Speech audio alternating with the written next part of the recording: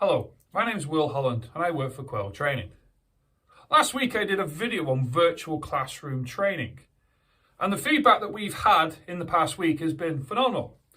We've had everything from shares to likes to comments to direct messages to emails to even calls. Now, a lot of it was around the subject of virtual classroom training and what the benefits was and what we brought to the table. But I also had a good degree of questions around a subject that I mentioned within the video, and the subject was workplace violence. And it was interesting for me the amount of people that wanted to have a bit of a better understanding of it.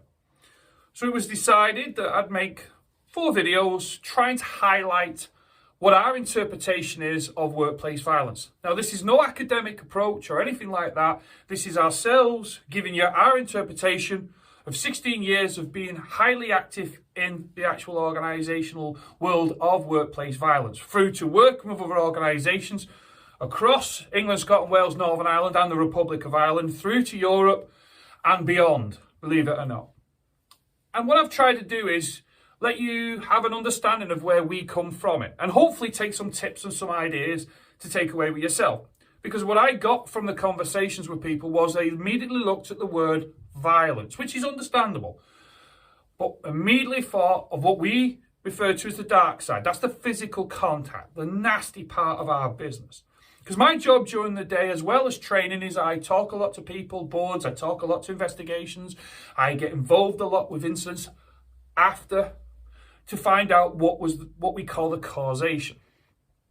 Now, we have a definition of workplace violence. It's known as any incident where a person is abused, threatened, or assaulted in circumstances relating to their work. And it varies for part of what country that you actually reside in. Now, what I try to do is I try to look at it in the context of them 3 main elements of the words: abuse, threat, and assault. Now, the word abuse, when I do my lectures and I tell people and I explain what abuse is designed to make you feel uncomfortable. We would all agree with that. But it does break down into 3 key elements. We have organisational abuse, where an individual is getting at you for the organisation you work for or the service or whatever you provide. Then I look at the role for what you're actually doing, where people make out you could be incompetent, or your ageism or sexism comes into it. Then I look at personal abuse, and immediately people have a tendency to focus on abuse and the personal side, and the way they look, the way they talk, and the way they act. But I break it down in a different concept, because there is something different within it, and we haven't got time at the moment. But abuse isn't just centralised to one specific sector in the workplace. It can happen to anyone within airports and airlines, as you will see. You can see it in the hospitality. You can see it in the housing and care sector. Retail sector has a high degree at the moment if you're watching the news.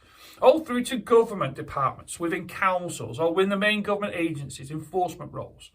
That's where you can mingle in a little bit where we talk about lone working. Because when you look at it, abuse doesn't just happen face to face, it can happen down the phone, or it can happen, as we call now, through social media. And I'm getting more and more information from people and incidents that is happening where they're being harassed or followed. That's not nice. But then you look at the next boundary where you look at threat. And there's 2 what we call lanes of threats. We have over here, which is commonly known as a direct. That's where people are directly threatening you. And most of you will probably see that or hear that or observed it, in the sense where people are saying directly to you what they're going to do. They're going to smash your face in, going to knock you out. Obviously with profanity to a degree. Now, high percentage of people report that, but over here we have what we call indirect. Now, indirect is where people will say things like, I know where you live.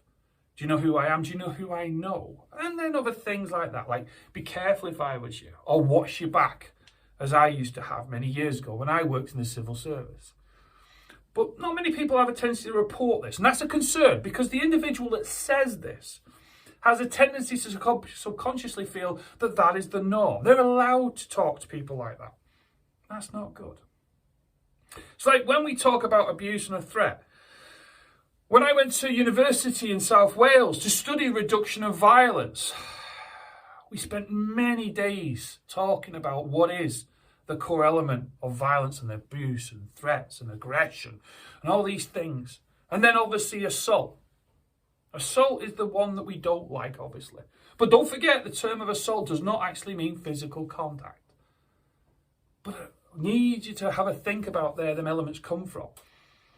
Now, over the context of these next videos, I'd like you to think of one word. Just one word. Nothing more than that. Just one word. And the word I'd like you to think about is desensitized.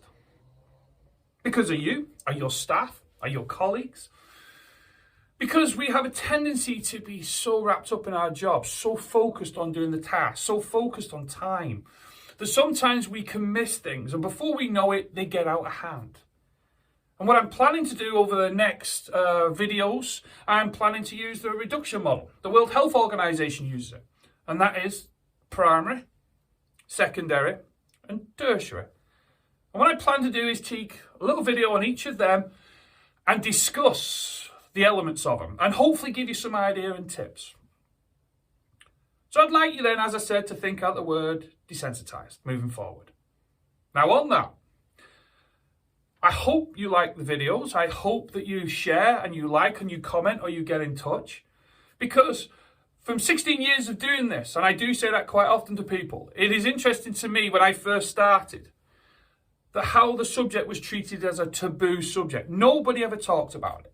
It was what was referred to as brushed under the carpet. But as we're moving forward now and we're seeing more incidents and we're seeing more incidents in context of being recorded and reported, it is a subject that's starting to make people realise that this can have a long-term effect on them. And I'm proud to say the clients that we have had since ourselves starting the organisation are still with us. And they continuously keep an eye on the subject and continuously make sure that their staff are safe. So I hope you have a good day, whatever you're doing. And I hope you look forward to the next video that I'll do. Bye for now.